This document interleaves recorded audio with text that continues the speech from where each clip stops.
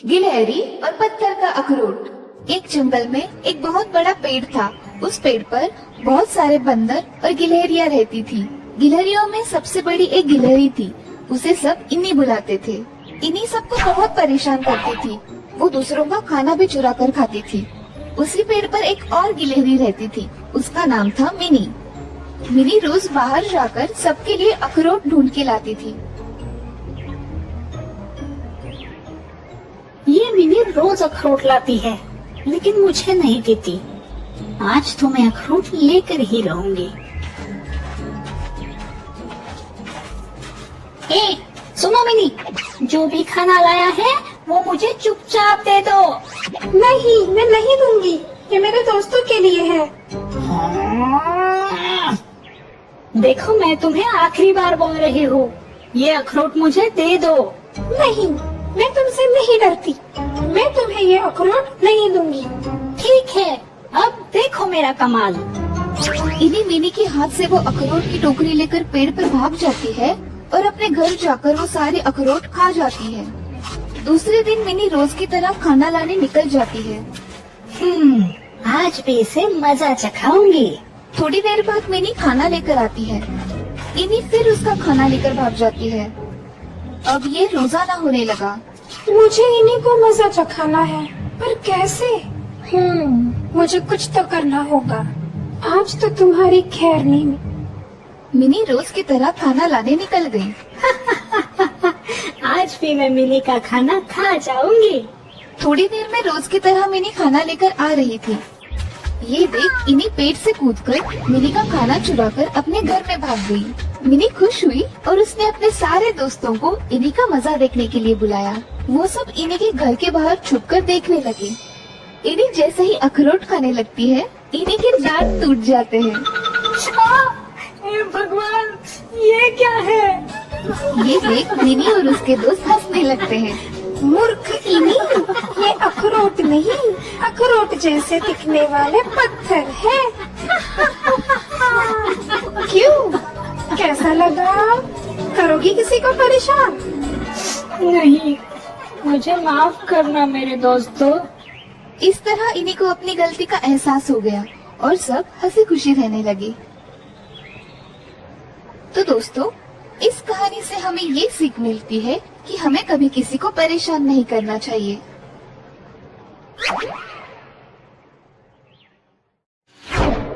The ugly duckling. कई दिनों पहले की बात है। एक तालाब में एक बहुत खूबसूरत डक रहती थी। कुछ दिन पहले ही उसने 7 अंडे दिए थे। अब चूजे बाहर निकलने का वक्त आ चुका था। मम्मी डक अंडे फूटने का बेसब्री से इंतजार कर रही थी। इंतजार खत्म हो गया। चूजे बाहर निकलने लगे। डक बहुत खुश हो गई। 6 चूजे बाहर निकले और मम्मी डक के पास आ गए। लेकिन 7वां अंडा अभी तक नहीं फूटा था, जो बाकी 6 अंडों के मुकाबले काफी बड़ा था। ये अंडा काफी बड़ा है, शायद इसीलिए ज्यादा समय ले रहा है। कोई बात नहीं, इंतजार का फल मीठा होता है। इसमें से जरूर एक खूबसूरत चूजा बाहर आएगा। आखिरकार 7वां अंडा फूटा। मम्मी डक और चूजे खुश हो गए, लेकिन उनकी खुशी ज्यादा देर तक नहीं टिक सकी। 7वें अंडे से निकला चूजा बेहद अजीब था, जो बिल्कुल उसके भाइयों की तरह नहीं था। मम्मी डक नाराज हो गई, लेकिन आखिरकार एक माँ थी, इसलिए उसने उसे अपने पास ले लिया। लेकिन छोटे चूजे उससे दूर रहने लगे। तुम हमसे अलग हो, तुम बहुत बदसूरत हो, हमारे पास मत आओ। ये सुनकर अगली डकलिंग को बहुत बुरा लगा। वो नाराज हो गया। मेरे भाई मुझे अपने साथ नहीं खेलने देते। क्या मैं इतना बदसूरत हूँ? कुछ दिन बीत जाते हैं। सारे डकलिंग्स बड़े हो जाते हैं, फिर भी उनकी अगली डकलिंग से नफरत कम नहीं होती। तुम्हें एक बार कहा ना कि हमारे पास मत आओ। तुम बहुत बदसूरत हो, जाओ यहाँ से। ऐसा नहीं बोलते, वो तुम्हारा भाई है। माँ, मेरे सब भाई मुझसे कब प्यार से बात करेंगे? अरे कोई बात नहीं बेटा, एक दिन जरूर ऐसा आएगा जिस दिन उन्हें उनकी गलती का एहसास होगा। तभी अचानक वहाँ एक शिकारी आता है। शिकारी मम्मी डक को पकड़ के ले जाता है। रुको रुको, माँ माँ। एक माँ ही थी जो मुझसे प्यार करती थी। अब यहाँ रहकर क्या फायदा, मुझे यहाँ से जाना चाहिए। ये सोचकर अगली डकलिंग वहाँ से निकल जाता है। रास्ते में उसे अन्य पक्षी भी नजर आते हैं, लेकिन वो भी उसे भगा देते हैं। अगली नाराज होकर वहाँ से चला जाता है। मैं कितना बदसूरत हूँ, शायद इसीलिए मुझे कोई नहीं अपनाता। लगता है मेरे नसीब में अकेले रहना ही लिखा है। मौसम भी अगली के खिलाफ हो जाता है। सर्दी के मौसम से बचने के लिए वो खुद को एक गुफा में छुपा लेता है। कुछ दिन बीत जाते हैं। अगली बड़ा हो जाता है और आखिर वो उस गुफा से बाहर निकलने का फैसला करता है। अब वो एक खूबसूरत हंस बन चुका है, लेकिन ये उसे मालूम ही नहीं। उसने तालाब के किनारे हंसों का झुंड देखा। वाह, कितने खूबसूरत है ये हंस। अरे भाई, वहाँ पे क्यों खड़े हो? यहाँ आओ, हमारे साथ खेलो। ये सुनकर अगली को विश्वास ही नहीं होता। वो खुशी के मारे तालाब के किनारे चले जाता है। तालाब के पास पहुँचते ही वो पानी में अपना प्रतिबिंब देखता है।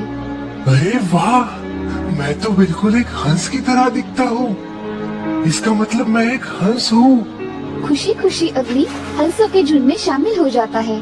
सभी हंस उसे खुशी से अपना लेते हैं।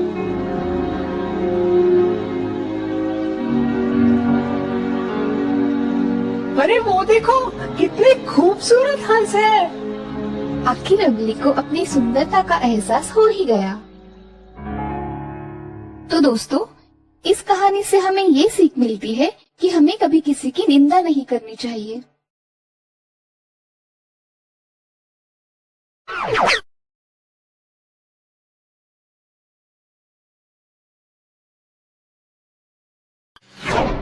सारस और घमंडी मोर।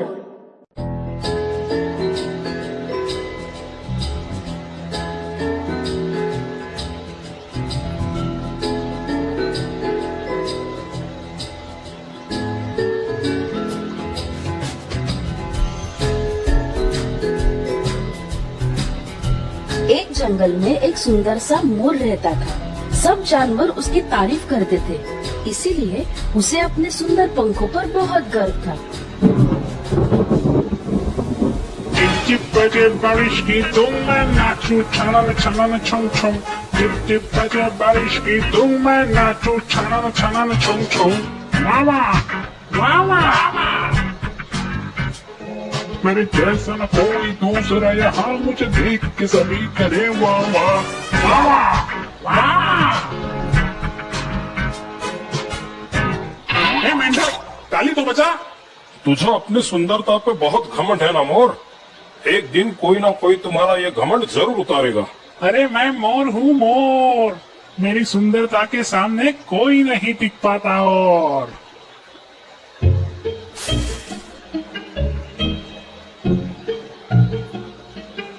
एक दिन वो झील के किनारे से जा रहा था, तभी उसने एक पक्षी देखा जो उसने पहले कभी नहीं देखा था।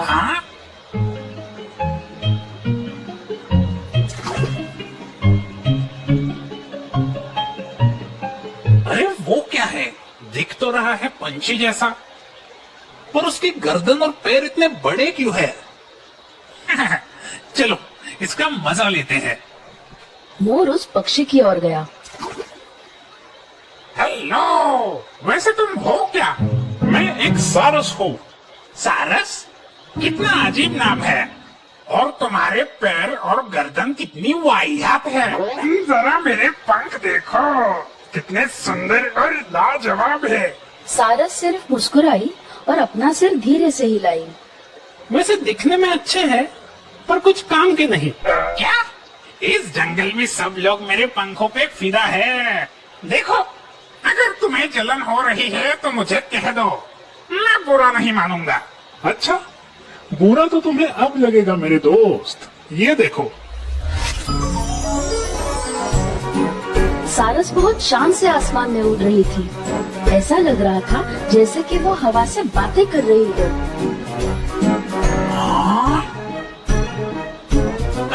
अरे इसके पंख तो कमाल के हैं।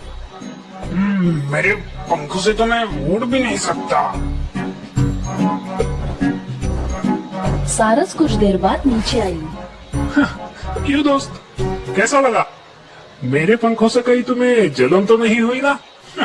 मेरे इन पंखों से मैं आसमां की ऊंचाई पर उड़ सकता हूँ, लेकिन तुम ये नहीं कर सकते। अब समझ में आया? तुम्हारे पंख सिर्फ दिखने में सुंदर है, मगर कुछ काम के नहीं। तुम्हारे पंख तो काफी अनोखे है, काफी बढ़िया है। मुझे माफ कर दो मेरे दोस्त, मैं बहुत शर्मिंदा हूँ। चलो अच्छा हो गया, सारस भाई आ गया और मोर का घमंड चूर चूर हो गया।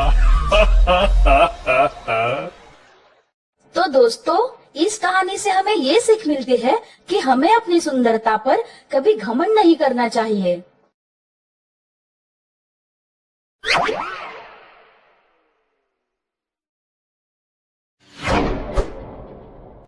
दो दोस्त और भालू की कहानी।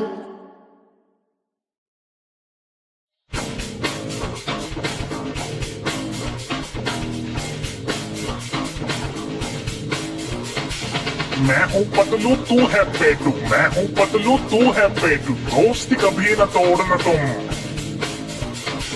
जहाँ भी जाए साथ में जाए, जो भी खाए मिलकर खाए, फिर दोनों में फर्क है क्यों? मैं पतलू तू पेटू, मैं पतलू तू पेटू, मैं हूँ पतलू तू है पेटू, मैं हूँ पतलू तू है पेटू। हा हा हा हा हा। पतलू चल यार, बहुत बोर हो चुका हूँ मैं। चल फिर आज जाते हैं जंगल की सैर करने। पेटू और पतलू दोनों जंगल जाने का फैसला करते हैं। चलते चलते दोनों घने जंगल में पहुंच जाते हैं। वाह, कितना सुंदर नजारा है ना।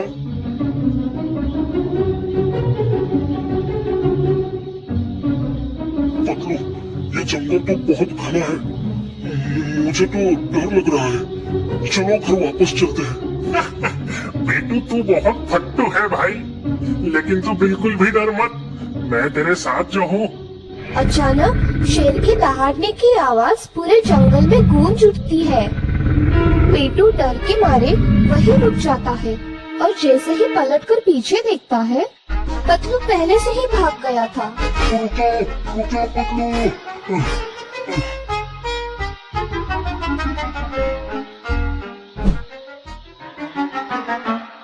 तुम मुझसे भी ज्यादा डरपोक हो पतलू। मैंने तो मजाक किया था, मैं बिल्कुल नहीं डरता हूँ। वादा करो कि तुम ऐसा मजाक दोबारा नहीं करोगे और किसी भी मुसीबत में मेरा साथ नहीं छोड़ोगे। पेटू और पतलू दोनों मुसीबत में एक दूसरे का साथ ना छोड़ने की कसम खाते हैं और आगे चलने लगते हैं। चलते चलते उनको अन्य कई प्रजातियों के डरावने जानवर नजर आते हैं। वो दोनों डर जाते हैं, मगर एक दूसरे का साथ नहीं छोड़ते हैं।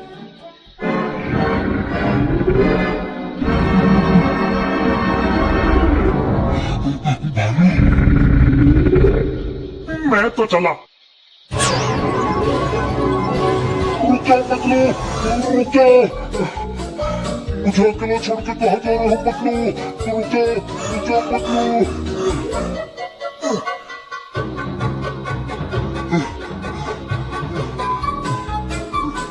पतलू, मुझे भी पेड़ के ऊपर खींच लो, मैं अकेले पेड़ पे नहीं चढ़ पाऊंगा।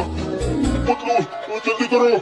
नहीं नहीं पेटू, अगर तुम इस पेड़ पर चढ़ गए तो तुम्हारे वजन से ये टहनी टूट जाएगी। मैं तुम्हें ऊपर नहीं ले सकता। तुम ऐसा नहीं कर सकते। हमने कसम खाई है ना कि हम एक दूसरे का साथ कभी नहीं छोड़ेंगे। फिर भी पतलू पेटू की बात नहीं मानता। भालू पास आने लगता है। पेटू को समझ नहीं आता कि वो करे तो क्या करे। रोते हुए उसे अचानक किताब में बड़ी बात याद आती है। भालू कभी भी मरा हुआ जानवर नहीं खाते हैं। पेटू जमीन पर लेट जाता है।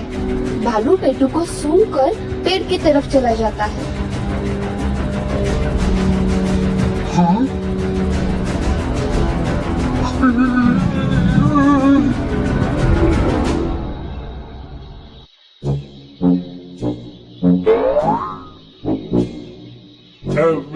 भालू ने तुम्हारे कान में क्या कहा?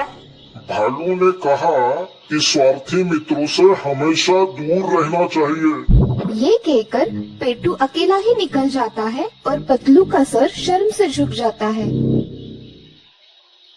तो दोस्तों, इस कहानी से हमें ये सीख मिलती है कि जो संकट समय में काम आता है वही सच्चा दोस्त होता है। दोस्तों, आपको हमारी स्टोरी कैसी लगी? हमें कमेंट करके जरूर बताइए। इस स्टोरी को लाइक और शेयर करें और हाँ, हमारे चैनल को सब्सक्राइब करना ना भूलें। Thank you.